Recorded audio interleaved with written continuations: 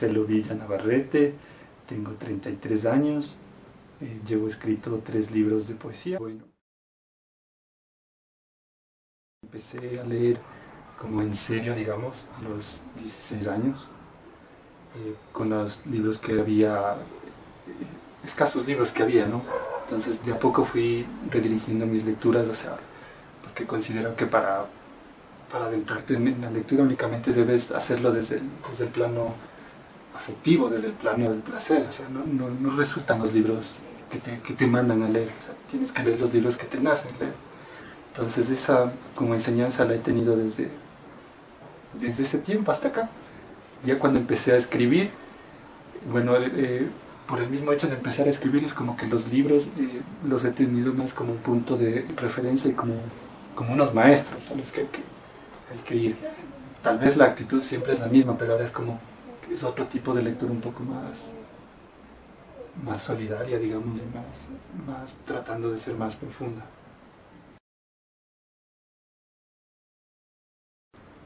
Bueno, el primer libro que, digamos, fue trascendente fue un libro que lo había leído por obligación en segundo curso, más o menos, pero ahí no cuenta ese momento de la lectura, sino cuando lo volví a leer tipo 16 años, volví a leerle Guasipungo, de Jorge Casa. Entonces, en ese tiempo, recuerdo que cuando me lo mandaron por deber, demandó todo un trimestre trabajar esa obra de Guasipungo, pero en esta segunda oportunidad de leerlo, ya por voluntad propia, me tomó un día nada más. Y fue una lectura muy dura de asimilar, porque habla de cosas que acá en Ecuador sucedieron y tal vez aún sucedan. Eso podría ser el primer libro que empecé por ahí, así como un autor ecuatoriano y que me dejó algo así muy potente. O sea, y los últimos libros, déjame ver. Bueno, he estado releyendo, hay muchos libros a los que vuelvo siempre, ¿no? Entonces he estado releyendo el Tao Te Ching de Lao Tse. Bueno, es un libro al que siempre regreso, es como un compañero y cada vez que lo leo encuentro nuevas cosas, nuevas enseñanzas, nuevas caricias, una nueva voz del autor. ¿Qué otro último libro leí? Thomas Mann, Los Buddenbrook, una novela de inicios del siglo XX. Genial, lo había conocido solamente por La muerte en Venecia, pero este libro es un libro poderoso, ¿sí? Y mucho más tomando en cuenta que el autor lo escribió cuando tenía pasados unos pocos años luego de sus 20. O sea, es así como para aprender, aparte de los escritores, ¿no? También es válido aprender mucho de sus vidas y de cómo ellos enfrentaron el oficio y sus momentos históricos.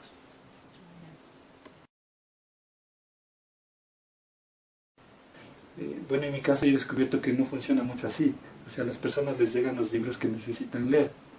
Tal vez no sea el objetivo dirigirles hacia determinado libro, sino únicamente, si es que es posible, transmitirles el amor por la lectura, por el conocimiento.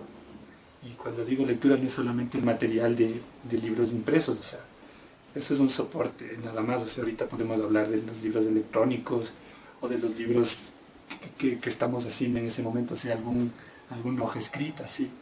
Y tampoco solamente las letras, sino la lectura abarca mucho más. Puede ser podemos ser lectores del mundo, o sea, y acercarnos a todo con un ojo más crítico, más responsable de a dónde vamos. De ahí sí, pese a todo lo que ya he dicho, sería de recomendar un libro para leer. Podría ser a un médico. Bueno, no sé a un médico, o sea, digamos a una persona adulta igual le recomendaría leer los ensayos de Montaigne, tal vez.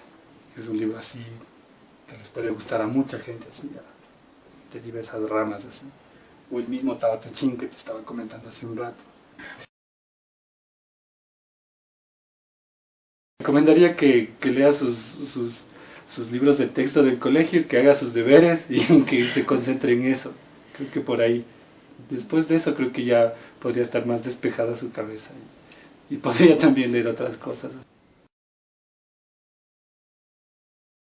Esas categorías de mejor, peor, es todo tan subjetivo y puede ser cuestionable. O sea, partamos de que la lectura en sí es más como una actitud ante la vida. O sea, hay personas que leemos y esas lecturas nos llevan a otros autores, a otros libros, a otras obras, y eso es como una red que no termina nunca. O sea, debe ser por ahí la inquietud, el amor de querer saber más y querer formarse más. A ver, he sentido mucha motivación por las obras de Jorge Luis Borges. Creo que en primer lugar lo pondría indiscutiblemente a él. También de los escritores antiguos me ha gustado mucho la obra de Séneca, o sea, los textos de Séneca. Una pregunta me resulta un poco incómodo, por no decir incomodísimo, hablar de qué podría recomendar de mi, de mi peculio para la gente, ¿no? Pero bueno, digamos que de algunos textos a los que les tengo un cariño especial, con el que tal vez podrían empezar a conocer un poco, no al Marcelo poeta, sino al Marcelo como persona, al Marcelo amigo, al Marcelo individuo. Es un texto que está en el primer libro, el libro se llama Persistencia del árbol y el texto se llama Jinete. Hay una anécdota atrás de ese texto.